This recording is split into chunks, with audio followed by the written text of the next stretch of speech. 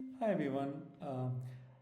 It's been a while since I've recorded a video, and I thought, why not now? So here we go on this Onam day, where we celebrate one avatar of Lord Vishnu, namely Vamana and King Mahabali, which I have written about in my LinkedIn newsletter. So what then what?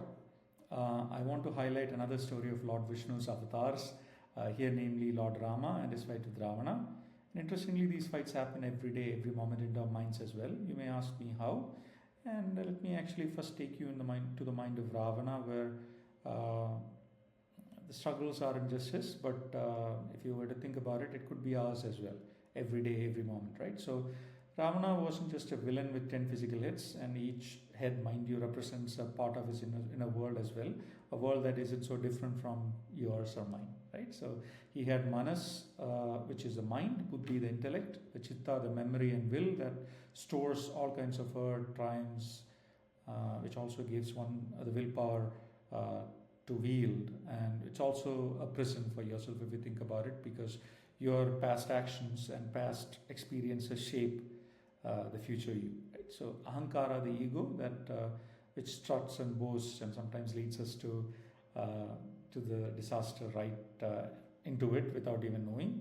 And then tangled with these inner powers with the six enemies, which are like kama, krodha, moha, lobha, mada, and malsarya. Kama means lust, krodha, anger, moha, delusion, lobha, greed, mada is pride, and malsarya is envy, or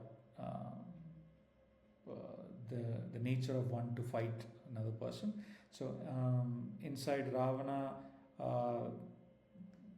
if you look at it, was the same kind of battle that every one of us have to face every day, only slightly more accentuated and more dramatic, if you ask me. And the struggles within Ravana, and the reason for his downfall is where his mind really started burning for Sita, and his intellect, brilliant as it was, simply caved in, and his buddhi became a servant to his desire. Even when his wife Mandodari pleaded with him to let Sita go, and he rationalized, convinced himself, and thought that he would be the exception to the rules of the world, which he thought he could break because he was immensely powerful, if you remember. And the anger and pride when Vibhishana, his brother, stood up for what was right, Ravana's pride snapped and he lashed out in anger, sending away the only voice of wisdom that he had left. And this is kind of similar to Mahabali's story, if I were to reference at one point, where Mahabali's Guru Shukracharya was against him granting the wish to Vamana, which but he did not heed to the Guru's advice, and which eventually led to his downfall. So, how many times have we let pride make us push away such these people who could save us, right? So, during the siege of Lanka, Ravana's greed for victory, envy for Rama's virtues made him lose sight of what really mattered, and every defeat, every arrow that met the mark, chipped away at his composure and made him desperate.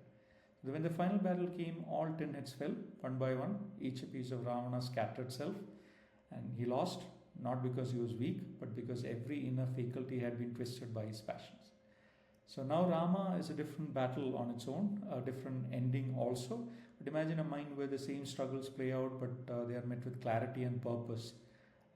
Where desire, anger, delusion, or pride showed up, he noticed them and he changed them to a better emotion each and every time, and that's what Lord Rama did. And when he lost Sita, he mourned, but he didn't lose himself in grief. When injustice started him down, he stood for what was right, and never did he lash out in blind rage. And he forgave, he made sacrifices, he let no passing emotion drown out his intellect or his values.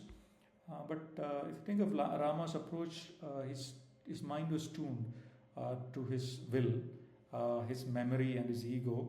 All of them were tuned to every decision was tuned to dharma, right? From what was right and not what was easy to do for every time. So he faced the same enemies as Ravana, but where Ravana gave in, Rama chose again and again to rise above. And now let's really talk about Hanuman, which is really the key part of how people like us, like the normal souls can really connect with the likes of Rama, which is the supreme, right? So to Lord Rama, Hanuman is more than an army commander. Is a living example of what it looks like when mind and will, strength and humility, everything, all of it, like serves a higher purpose.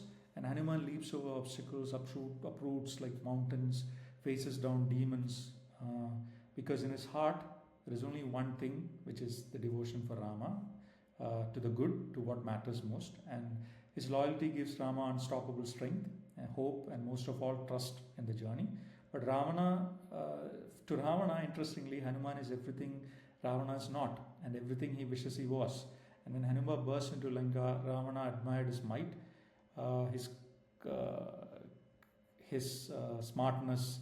He even whispers to his ministers, "If only Hanuman stood with me, I would be invincible." Ravana saw Vali in Hanuman, where Vali was more human in his desires, and he did cave into his desires and all that, with the same kind of power where Vali bet Ravana when they had a tussle, right? So Hanuman's strength cannot be bought or commanded, obviously, because it was pure devotion towards Sri Rama, and it flows from intent, from the passion to serve and to protect, not to dominate.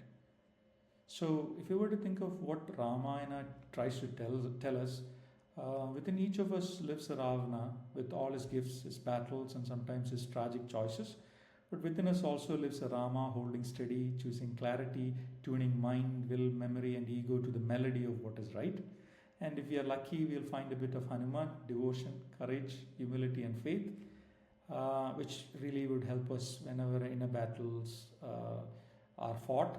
And that is really the Ramayana that happens every day inside our minds, yours and mine. So with that thought, I would leave you today with this thought, and hope you find this helpful, and I'm curious to hear your thoughts. Until we meet with a video next time, it is bye from me, Anup Jain.